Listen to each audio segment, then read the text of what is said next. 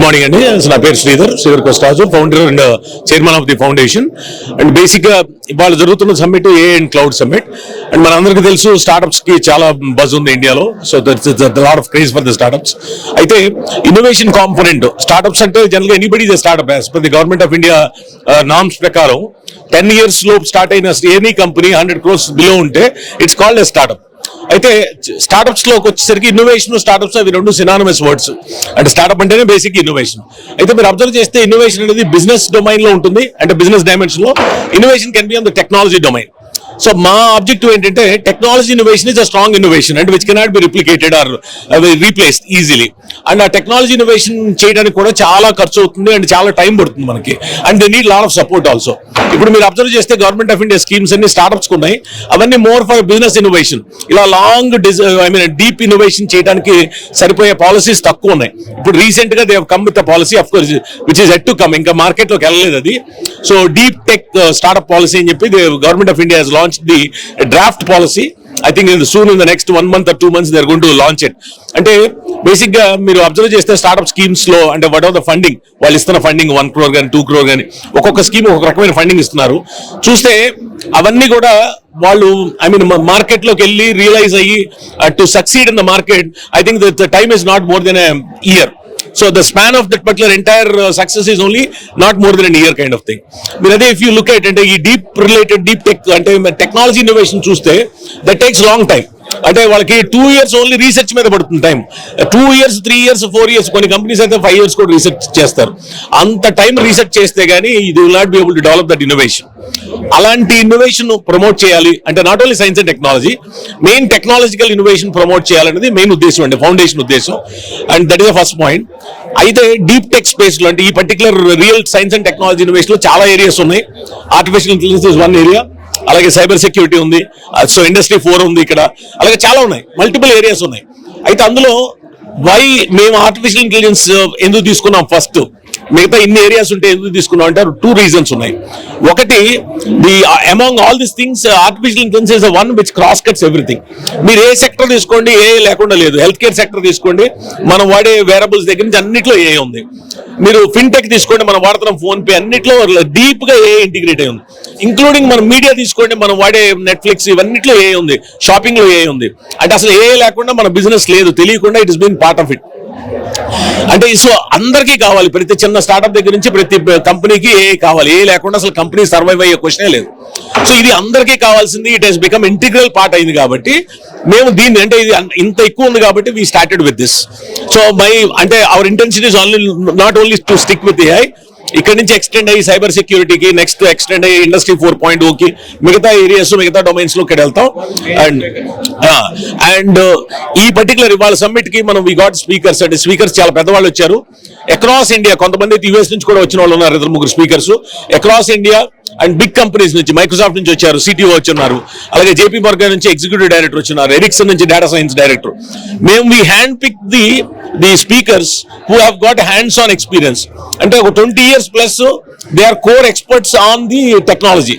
అంటే మనం ఏదో సీనియర్ లీడర్ అని చెప్పి ప్రెసిడెంట్ నో సిఇఓను తీసుకురాకుండా హ్యాండ్స్ ఆన్ ఎక్స్పీరియన్స్. అంటే వాళ్ళు నిజంగా ఏ మీద లేకపోతే డేటా సైన్స్ మీద క్లౌడ్ మీద ఉంటే వాళ్ళు ఇన్సైట్స్ మన వాళ్ళందరికీ ఉపయోగపడతాయి. ఇంటెన్షన్ ఏంటంటే ఏపీలో ఉన్న స్టార్ట్అప్స్ కి లేకపోతే ఏపీలో ఉన్న కంపెనీస్ కి సో మన వాళ్ళందరికీ ఆ ఇన్సైట్స్ తెలుస్తాయి. ఎందుకంటే ప్రతి డొమైన్ లో ఏ వాడాలి, ఏఐని ఎలా వాడాలి, పర్టికులర్ గా ఎల్ఎల్ఎంస్ కానీ జెన్ ఏఐ కానీ ఇలాంటి లేటెస్ట్ ఏఐలో కూడా చాలా ఉంది. ఈ లేటెస్ట్ టెక్నాలజీ ఈ కటింగ్ టెక్నాలజీని ఎలా వాడాలి, ఆ ఇన్సైట్స్ ని మనం అందరికి ఇవ్వడానికి అని చెప్పి స్పీకర్స్ ని తీసుకొచ్చాడు.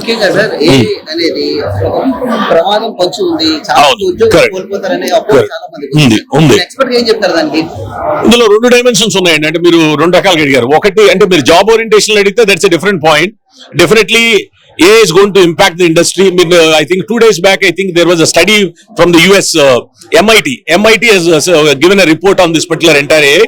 Yes, AI is not going to completely remove the jobs. Human intervention తీసేయలేదు, but definitely it's going to make a big impact on the industry, on the jobs. ఇప్పుడు ఫర్ ఎగ్జాంపుల్ నా ఒపీనియన్ అయితే BPM sector ఉంది. Particular గా మనకి India it's very famous for the BPM sector, outsourcing sector వీసే. అందులో data entry దగ్గర నుంచి ప్రాసెస్ దగ్గర నుంచి చాలా డిఫరెంట్ డొమైన్స్ ఉన్నాయి. ఎక్కువ BPM ఇండస్ట్రీ ఎఫెక్ట్ అవుతుంది. నాట్ ఓన్లీ BPM ఇండస్ట్రీ, ఎక్కడైతే హ్యూమన్ ఇంటెలిజెన్స్ తక్కువ ఉండి రిపిటేటివ్ టాస్క్ ఉన్నాయో those jobs are going to be impacted like anything, particularly even in the IT industry. Manaki we have almost like 5 million jobs in the India for IT. అంటే 50 లక్షల jobs ఉన్నాయి ఐటీలో, అందులో ఒక 10 lakh jobs are at risk. Of course కొత్త jobs create అవుతాయి, but that needs more skills. అంటే మనకి ఇక్కడ ఉన్న వాళ్ళకి ఆ స్కిల్స్ రావాలి. ఇప్పుడు మనకున్న డేటా ఎంట్రీ జాబ్స్ కానీ బేసిక్ ప్రాసెస్ జాబ్స్ కానీ soon they are going to vanish.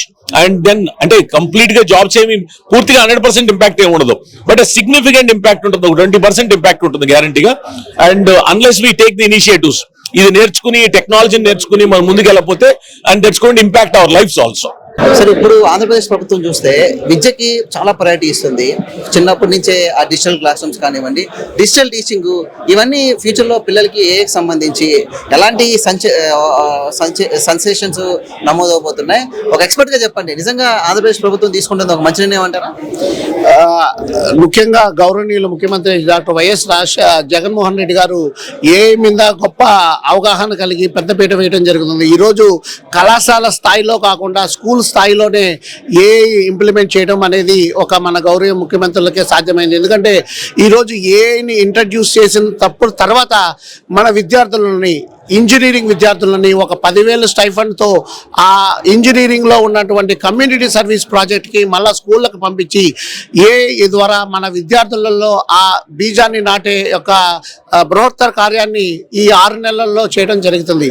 పర్టికులర్గా విద్యార్థుల నుంచే ఆ యొక్క అవలక్షణాలు కలిగినటువంటి ఆ విద్యార్థులు ఏ మీద పరిశోధనలు చేసి ఏ ద్వారా మన రాష్ట్రాన్నే కాకుండా మన దేశాన్ని కూడా ముందంజలో వేయడానికి ఈ యొక్క గవర్నమెంట్ ఇనిషియేటివ్స్ వర్క్ జరుగుతుంది. ఈ ఐటీ అసోసియేషన్ ఆఫ్ ఆంధ్రప్రదేశ్ అనేది it is a government initiative. కాబట్టి ఏ పెద్దపేట వేయడం ద్వారా ఈరోజు ఏ రంగంలో చూసినా మన ఆంధ్ర మేధావులే దేశాన్ని, రాష్ట్రాన్ని, ప్రపంచాన్ని పాలిస్తున్నారు. కాబట్టి ఏఐలో తిరుగులేని శక్తిగా మన ఆంధ్రప్రదేశ్ రూపొందడం ఎంతో దూరంలో లేదు. అతి తక్కువలో గౌరవనీయులు ముఖ్యమంత్రి గారి విజన్ ఆధ్వర్యంలో మనది ఏ హబ్గా మారిపోతుంది. ఎందుకంటే చదువులో కాదు, మెడిసిన్లో కాదు, విద్యలో కాదు, వ్యవసాయంలో కాదు, అన్ని రంగాలలో ఈరోజు ఏఐ లేకుండా ఎటువంటి పరిశోధనలు లేకుండా డెవలప్ అనేది జరగదు అని గ్రహించినటువంటి రాష్ట్ర ప్రభుత్వం ఏ పెద్దపీట వేసి దానికి నిధులు కూడా కేటాయించి ఈ విధంగా ముందరకు తీసుకునేదానికి తీసుకోబోతున్నందువల్ల మన యొక్క కళాశాలలు కూడా చాలా ఉపయోగపరంగా ఉంటాయి. ఎందుకంటే విద్యార్థులకు ఇండస్ట్రీలో జరిగేది కళాశాలలో నేర్పించడం వల్ల రెడీమేడ్ ప్రొడక్ట్స్ ఇండస్ట్రీకి చెక్కి మంచి భవిష్యత్తు ఉంటుందని ఆశిస్తున్నాను. ముఖ్యంగా అంటే ఈ క్వశ్చన్ మిమ్మల్ని అడిగితే కొంచెం కాంట్రవర్సీ అవ్వచ్చు, లేకపోతే ఒక ఎక్స్పర్ట్గా చెప్పండి. అంటే తెలుగు మీడియం అనేది ఒక ఇంగ్లీష్ మీడియం ఉండాలనేది ఒక చర్చ జరుగుతూ ఉంది సార్. కానీ గవర్నమెంట్ స్ట్రిక్ట్గా చెప్తుంది, ముందు నుంచే ఇంగ్లీష్ బీజం ఉంటే ఖచ్చితంగా పెద్ద అయ్యేసరికి వాళ్ళ కమ్యూనికేషన్ కానివ్వండి ఏ దేశంలో వెళ్ళి చదువుకునే అవకాశం ఉంటుంది అన్నారు. ఏఐకి అనేది తెలుగు మీడియంతో కానీ ఇంగ్లీష్ మీడియంతో కానీ సంబంధం ఉంటుంది అంటారా, లేకపోతే ఏ అనేది ఏ భాషలో నేర్చుకోవచ్చా? చక్కటి ప్రశ్న అడిగారండి. ఈ రోజు 2 తెలుగు రాష్ట్రాల్లో మా కళాశాలలో, ఎన్ఆర్ఐ కళాశాలలో ఒకటే బీటెక్ సిఎస్సి తెలుగు మీడియంలో విద్యాబోధన జరుగుతూ ఉంది. రాష్ట్రంలో ఎక్కడా లేదు. ఎందుకు ఆ విధంగా వచ్చిందంటే మన ప్రధానమంత్రి మోడీ గారు ఇలా రీజనల్ లాంగ్వేజెస్ లో ఇంజనీరింగ్ అభ్యసించడం వల్ల సబ్జెక్టు పై పట్టు సాధిస్తారన్న ఉద్దేశంతో ఈ విధంగా జరుగుతుంది. కాబట్టి దీన్ని బట్టి మనకు అర్థమవుతుంది ఏంటంటే విద్య అనేది భాష పైన కాదు, అది నేర్చుకునే యొక్క ఉద్దేశం పైన ఆధారపడుతుంది. తెలుగు మాతృభాషలో నేర్చుకుంటే విద్య అనేది ఇంకా బాగా వస్తుంది. కాబట్టి ఇంగ్లీష్ మీడియమా తెలుగు మీడియమా అనేది కాకుండా విద్యార్థులు కష్టపడి ఆ సబ్జెక్ట్ ని కానీ నేర్చుకోవడం వల్ల జరుగుతుంది. మీరు చెప్పినట్టు తెలుగు ఇంగ్లీషు 2 కన్నండి ప్యారలల్ లైన్స్ ఎప్పుడూ కూడా కలిసి వెళ్ళాలి.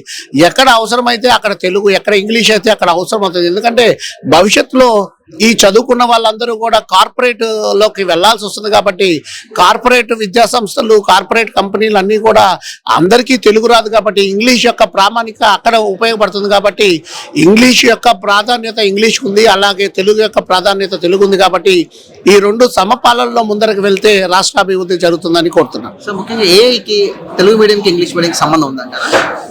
భాషతో టెక్నాలజీ సంబంధం లేదండి. నాలెడ్జ్ వేరు, మీడియం ఆఫ్ ఇన్స్ట్రక్షన్స్ వేరు. ఎప్పుడు కూడా మీడియం ఆఫ్ ఇన్స్ట్రక్షన్ తెలుగు కానీ, తమిళ్ కానీ, కన్నడ కానీ ఏఐకి సంబంధం లేదు. ఆ సబ్జెక్ట్ నేర్చుకునే దాంట్లో మాతృభాషలో నేర్చుకుంటే పట్టు వస్తుందనే ఉద్దేశంతో మన రాష్ట్ర ప్రభుత్వాలు కానీ, వేరే ప్రభుత్వాలు కానీ, ఏఐసిటి వాళ్ళు కానీ ఇంట్రడ్యూస్ చేయడం జరుగుతుంది. కాబట్టి ఎప్పుడు కూడా టెక్నాలజీకి, భాషకి ఎప్పుడు కూడా సంబంధం ఉండదు. దాని యొక్క ప్రభావం దాని మీద చూపించదు. Thank you.